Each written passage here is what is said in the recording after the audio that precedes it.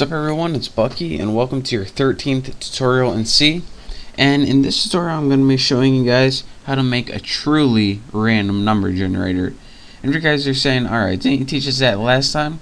Well, I did, but well, you'll see. There's a little surprise in store for you. Now, just to tell you guys pretty much what I'm going to do, let's go ahead and first let's execute and run this program.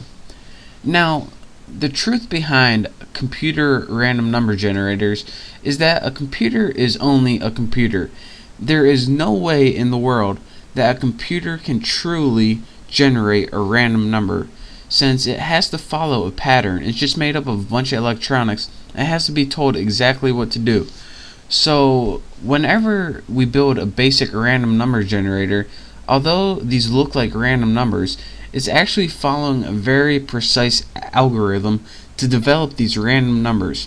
So if you see 41, 18,000, 6,000, 26,000, and then you go ahead and run this again, it's gonna follow that exact same algorithm again, which is pretty random, but the algorithm is the exact same set of random numbers: 40, 18,000, 6,000, 26,000, exactly like before. And this is pretty much supports the fact that there is no way you can tell a computer to generate random numbers. It doesn't have a brain. It can't pick it off the top of its head.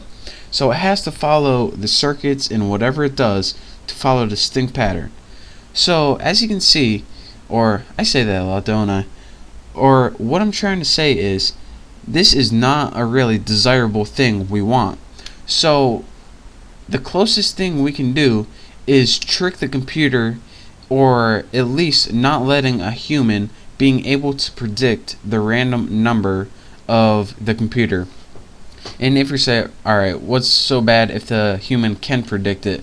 Well, say you're building like a slot machine for a casino in C, and you really don't want the human to predict that, or if you're building a game or anything.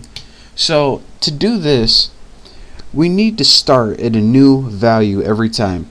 And to do this, again, I said that, I feel like I'm repeating myself today, we need to make something called a seed. Now, when you seed a random number, it gives it a new value instead of the old algorithm it's used to. And the seed or random number is SRAND. This means seed random. And what this line of code does right here is whatever parameter you type in, this can be any number, it's going to use that value and input it somehow into its algorithm to generate a list of truly random numbers. So let's say, let me just put 12, just because the 1 and 2 are close to each other and I'm lazy. And as you can, or I'm going to stop saying that, you got 40 last time, then like, I can't remember what it was, but it started with 41. Now you see it starts with 77 and gives you a whole list of random numbers. So that's what seeding a random number does. But the problem with this is it doesn't just work all the time. When you seed a random number, again, I ran this program once more and it gave you the same list of numbers. What seeding a random number does is take this and use it as a variable in the algorithm, so it changes it up a bit, but it still doesn't change it so it's totally unique each time. So it just pretty much gives you a different algorithm. So how can we seed a number that changes every time the computer runs the program? Well, to do that we need to think for a second. What is a value that we can put in here to have it change every time? We could put a scanf variable in there and have the user type it, but we really don't want that. That's not going to be useful. So the only thing that I can think of that changes every single second is time. So let's go ahead and write our time variable in our parameter for our seed variable. So to do that, go ahead and put time, and in your parameters go ahead and put null because we don't want it to have any variables. And what this will do is this. It'll take the time, which it's actually a number in how many seconds since like January 1st, so many years ago. This is actually a number that changes every second, and it's going to take it and put it in your entire seed variable.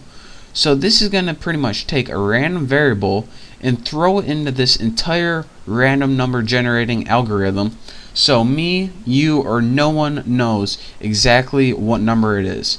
So this is how, let me separate this so you can see, is how you use time, which is an ever-changing variable, you don't have to worry about it, and insert it into your seed so you can have a truly random number generator.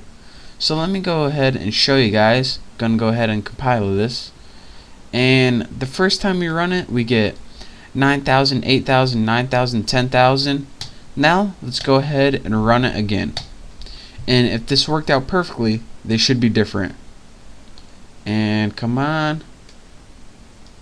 So we got 9,000, that's what we started last time. 16,000, 12,000, 28,000, nice. So that is how you build a truly random jumper numerator. What? Number generator.